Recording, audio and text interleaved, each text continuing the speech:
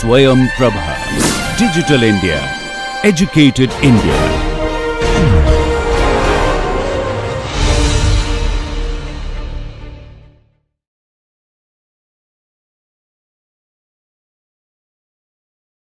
So we have to choose optimizations, which ones to prioritize. It so turns out not all optimizations are equal.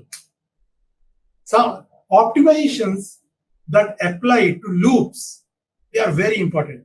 Can someone guess why is that so?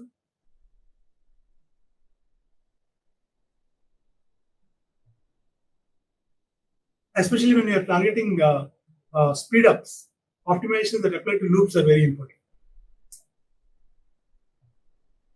Since there is a change of block in loops, like change of blocks. I'm not just talking about unrolling. Any optimization, if you are improving the code within a loop, it's very good. That code runs a lot of times. Absolutely, as simple as that, Rupanshu. Very good. Loop means it's likely that the code will run many times. If you have made some changes or made some improvements which are being encountered often, then naturally you will realize more performance benefits. Is that fine? Abhinav Garg? Are we fine so far? Are we on the same page? Yeah. Okay. Similarly, optimizations, low-level optimizations like instruction scheduling and register allocation. We will cover that in another session. I think Professor Govind will cover part of it. They are also very important because they impact memory accesses significantly. Okay. The choice of optimizations can also depend on the input program. For example, let's say you have an object-oriented program that you are compiling. Inlining is very important. Can someone say why inlining is important for object-oriented programs? Very important. Maybe because when you generate code for O programs, you have a lot of virtual tables and pointers to methods. Mm-hmm. If you inline them, you lose that level of indirection. Maybe that's I think it's important. You seem to be saying we shouldn't inline, though I don't agree. I don't understand your logic, but I understood your conclusion as we should not inline. No, we should inline because if we have a table to pointers to functions, and we are choosing, if we inline the function, maybe we don't have to go through that pointer reference. So you're saying if we are able to inline, we can avoid virtual table lookup and all that. Yeah, exactly. Anything else? There's one more supremely simple logic or reason behind this. So is it because of the inheritance that we get some variables from the parent classes? So there we need to. How is inlining helping? I mean, with the scope. So let me explain. Maybe I should have explained what is function inlining. So what is function inlining? Let us say I have a function a.foo. I'm calling somewhere. Okay. What I will do, I'll replace this call with the whole body of foo here.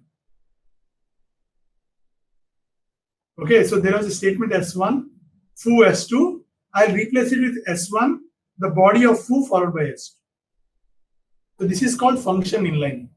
And I'm saying this inlining is very important for object-oriented programs. One answer given by, I think, Rupanshu is that in object-oriented programs, whenever you want to make a function call, you need to resolve the function by looking up on the virtual table. And that takes time. And if we inline it, if we are able to inline it, we are avoiding the lookup at runtime, which is good. Perfect. But there is one more very fundamental reason. So usually in object-oriented programming, we end up making so many functions that do very simple tasks like Such as? returning a value. So if Exactly. we inline, My get functions, my put functions, and all that, right? Which are kind of very simple functions. Correct?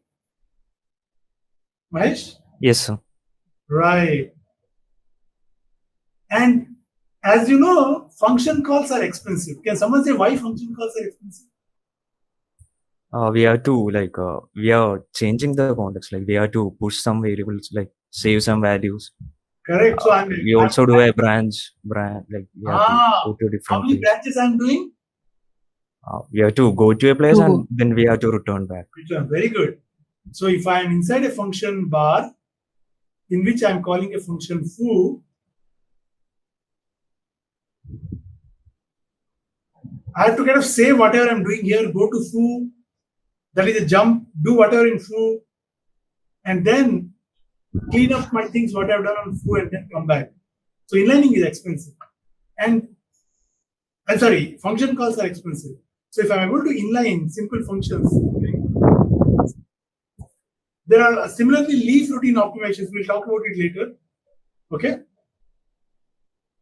Similarly, if it is a recursive function, if I can avoid jumps and replace the avoid the calls with jumps, that's good. Can I turn recursion into loops? That would be cool too, right? So it depends a lot on the input program, what type of optimization you are choosing. Was there a question? No? So will it be kind of correct to say that inline functions basically perform let's say context specific optimization if we use it in the context of object oriented programming? What do you mean by context specific optimizations? So depending on what is the current context that you're calling the function with, whether you're calling it with specific parameters or specific values, so accordingly it may do optimization when you are doing inlining of a function. Yes, it will inline based on the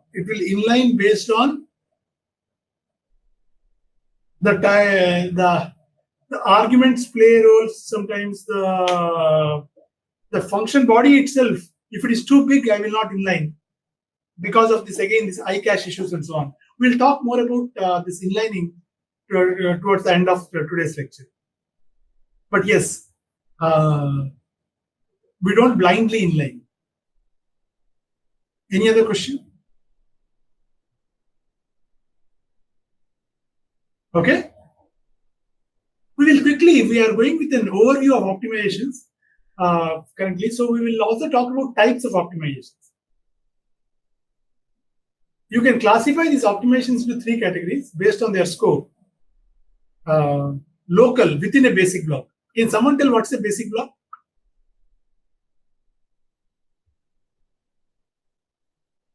A straight line piece of code where you can only enter at the beginning and exit, like jump at the end. Come out of the basic block at the end. Perfect. So I may think of optimizations within a basic block. I can do within a function. I can do across functions. Intra-procedural, inter-procedural. Okay. I can also classify these optimizations based on their positioning. High-level optimizations, low-level optimizations. What is this high-level optimization? With high-level optimizations, they use the program structure. Things like loops, functions, classes. Okay. That structure is visible and we want to optimize based on the structure. I can do optimizations which are low-level, which work on low-level IR, where I don't look at, hey, what's the structure, what's the class, what's the loop. I may do optimizations which are independent of that, independent of the program structure. Both are important. We will, today's lecture, we will look at high-level optimizations. I can also classify the optimization based on their dependence on the target machine. Machine independent, machine dependent. Machine independent means it's independent of the machine, but is applicable across broad range of. It's independent of machine, so it's applicable across broad range of machines. I can be specific for a language. For all languages, these optimizations, they are independent of the machine. For example, moving code to a less frequently executed place. Let us say you have a loop. Let us say. There is some code S. Let's say the code is saying A equal to 5. If I move this code outside the loop, it's good. It's machine independent. Moving it outside the loop most likely will give me good performance. Removing unreachable code or redundant code is also good. These are all machine independent. You can similarly do machine dependent optimizations which capitalize on machine specific properties. It may replace a sequence of instructions with a specific instruction available on that particular machine. Mapping IR to the machine code. They are all machine dependent optimizations. So we looked at 3 different classifications, right? Local, intra-procedural, inter-procedural, high level, low level, machine independent, machine dependent. At this high level, do you have any questions? We'll soon go into more specific optimizations.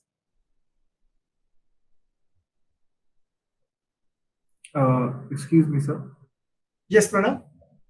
The virtual machine that Java uses to generate bytecode, does it use the machine dependent approach or machine independent? Okay, what does Java do? It takes in Java, when you compile, you take a .java code, you generate .class file, correct? This you use using Java C. And then you invoke Java, which is the interpreter, and can also have an internal compiler within, which will execute the code, right? So what's your question now, Pranav? Can you repeat? Does it use machine dependent optimization because it runs across different architectures? When you say does it, can you be more specific on what is this it you are referring to? The virtual machine, the Java virtual machine. In Java, the compilation can happen at multiple stages. So this is one stage, which is called a static compilation, which generates .class file. Then you have the Java, which is a virtual machine, which can interpret the bytecode. So this .class or the bytecode. While interpreting, it may find that certain piece of code is executed heavily, and it may generate machine code for it. Okay? And even there, we will have both machine independent and machine dependent optimizations. So when you compile a code, we will first do some machine independent optimizations and then do machine dependent optimizations and then get the machine code. Is that fine? Yes, sir. Thank you so much. Okay. Any other question? Good question, Pranav.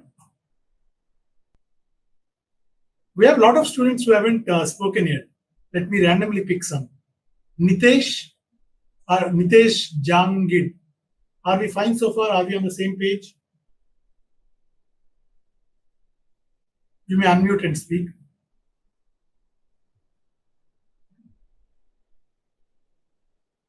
Shivam Sinha, are we on the same page? Yes, sir, you are on same page. Sir, I have one question. Yes, Nitesh. Like how traditional, that compiler is different than just-in-time compilation available with the JVM. All right, Nitesh, it's a very good question. I want to do justice to this, but I'll do one thing. I'll hold it off until the end. So at the end, I'll try to leave some 10-15 minutes where we'll ask all such questions. Okay, sir.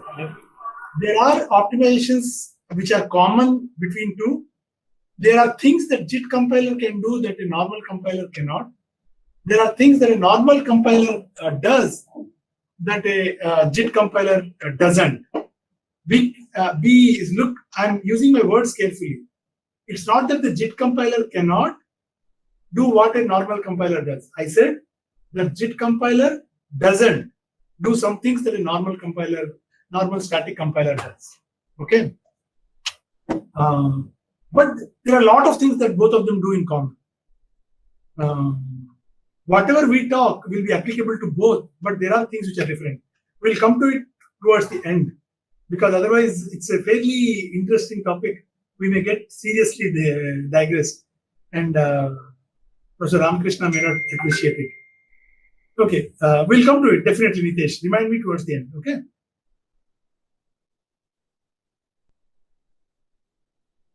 Anupam, any questions so far? No. Yes, we are on the same page. Okay, good. Let's continue. See here, it's not that always looking at an optimization, we can distinguish it's machine dependent or independent. I mean, let us say there is a multiply instruction, a equal to a times 5.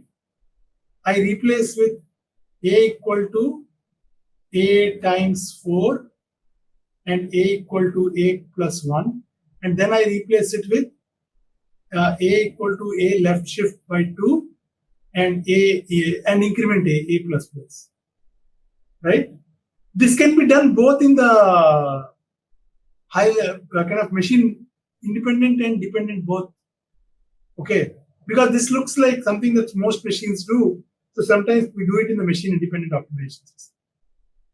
So it's not always very clear. There are some optimizations like register allocation, instruction scheduling, they are clearly machine dependent. Function inlining, loop unrolling, they are clearly machine independent, but not always. Okay.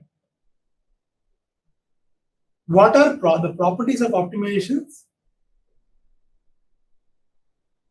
It should be as good as an assembly written program by a programmer. It should give me robust performance, predictable performance. It should exploit all the architectural strengths. It should hide all the architectural weaknesses.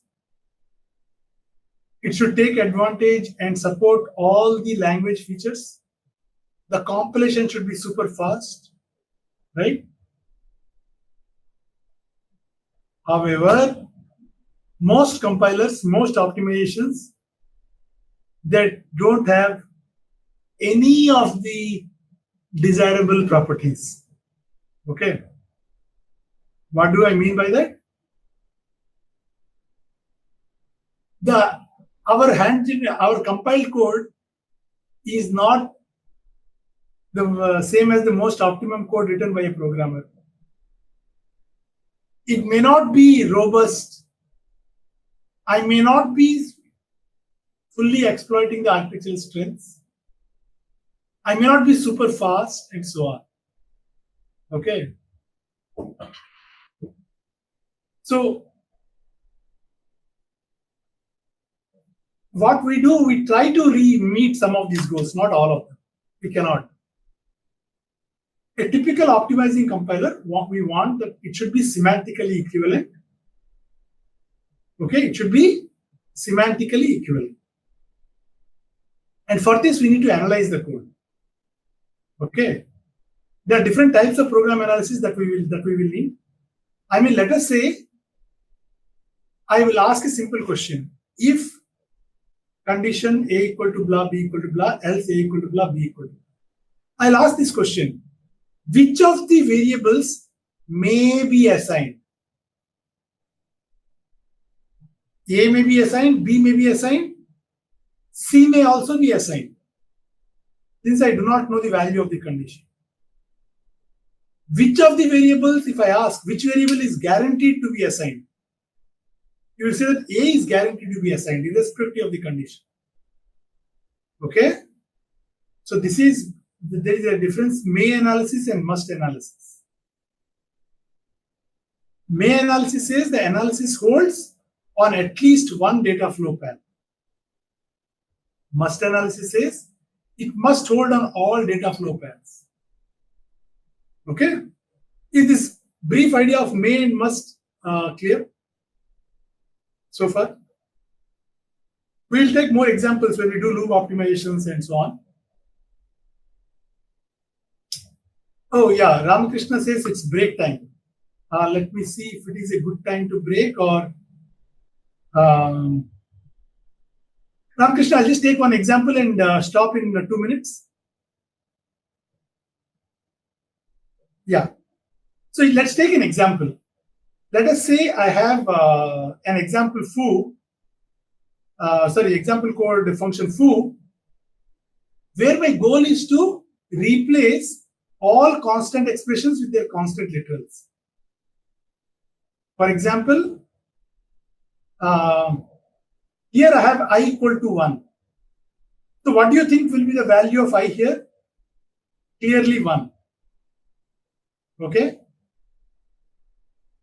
If I equal to 1, then I know that I can replace this with 1. So I can write it as j equal to 2. In both the branches, j is equal to 2. So I can make it as a equal to 2. J equal to 2. So it is k equal to a sub 2. So I know that a sub 2 is not changing. So I can write it as k equal to 2. So I can write it as return 2. Right? So I can kind of, take this code and find out what is the value of I across all branches. What is the value of j across all branches? Is it changing? And now I want to say, what is the value of j across these two branches, irrespective of the branch taken? Irrespective of the branch taken, value of j is 2. So I can make it as 2. So you can see that I can replace this code with simply foo. Irrespective of the value of b, I may return 2. Okay. But I may need these three statements because this is some array. So this code will also be there. I don't need the if then. So there is a separate session on constant propagation. But what I'm trying to tell you is, remember, we are trying to say what is the value of j irrespective of the branch taken. Okay? I had a question. Mm-hmm. Like, so basically first it figure out that in the else part the j value is 2. Correct. And then it figures out like in both the branches of if and an else j remains 2, and then it like concatenates like just like j is 2. Yeah. Instead of concatenates, I use a word called merges the information. Okay. And the reason why I said merges is that the instructor who will teach you constant propagation will say merging the information from this part and that part. But for us, we are talking about analysis. We are staying at that level of abstraction and say we are analyzing the code and deciding and realizing that value of j remains constant. Okay?